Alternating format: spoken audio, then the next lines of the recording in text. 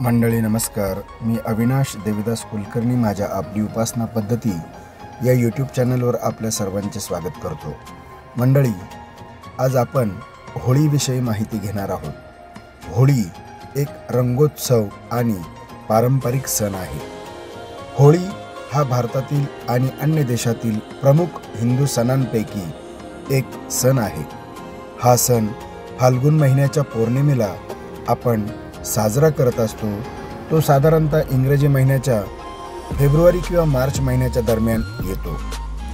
होळीचा ऐतिहासिक आणि पौराणिक संदर्भ जर आपण बघितला तर हिरण्यकश्यपू या राक्षस राजाचा पुत्र प्रल्हाद भगवान विष्णूंचा परम भक्त होता.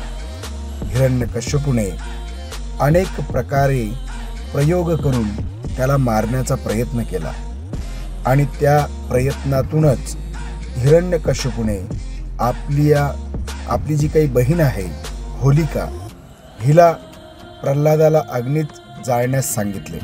कारण तिला वरदान होते की ती आगीत जाळणार नाही, म्हणजे अग्नी तिला जाळू शकणार नव्हता असा तिला वर होता.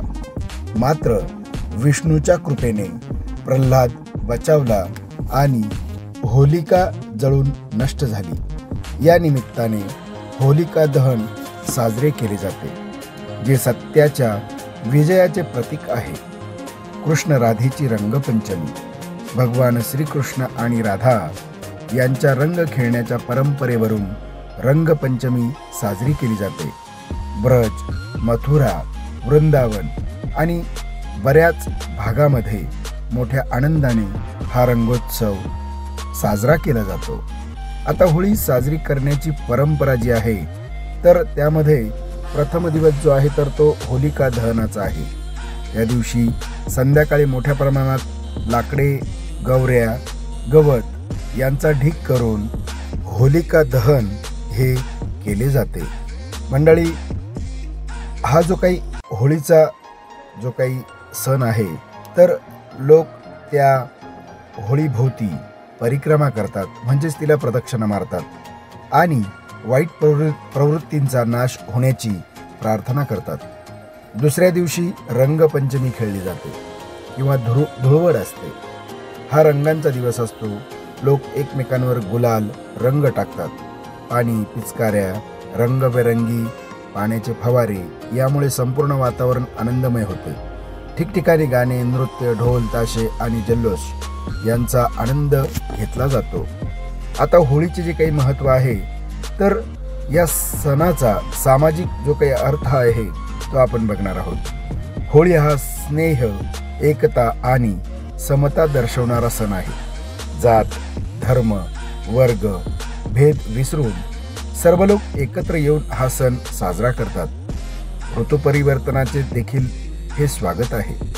होळी हा हिवाळ्याच्या समाप्तीनंतर येणाऱ्या वसंत ऋतूचे स्वागत करणारा सण आहे. या काळात नवीन पिके तयार होतात आणि निसर्ग नव्या रंगामध्ये सजतो. आता आयुर्वेदिक महत्त्व पाहणार आहोत आपण. रंग खेळल्याने शरीरातील उष्णता वाढते आणि त्वचेवरील टॉक्सिन्स कमी होतात. नैसर्गिक रंग त्वचेसाठी नक्कीच फायदेशीर असतात.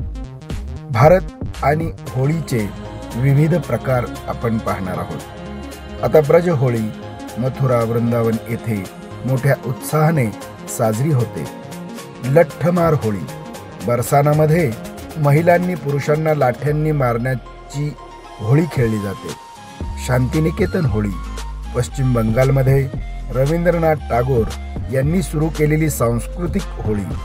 मल्हार होळी महाराष्ट्रातील विशेषतः कोकण भागात संगीत आणि नृत्याने साजरी केली जाते. महाराष्ट्र आणि मध्य भारतात रंग खेळला जातो.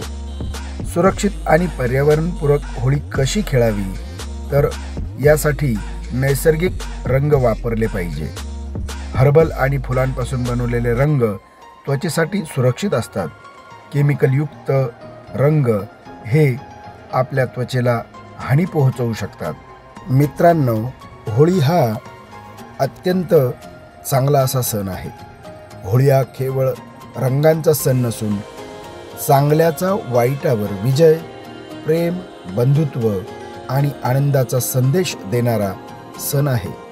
सुरक्षित आणि पर्यावरणपूरक होळी साजरी करून हा सण आपण अधिक आनंददायी बनवूया. मंडळी, सर्वांना होळीच्या खूप खूप हार्दिक शुभेच्छा. आजच्या करता एवढंच. पुन्हा भेटू. तोपर्यंत शुभम भवतु. श्रीकृष्णार्पणमस्तु.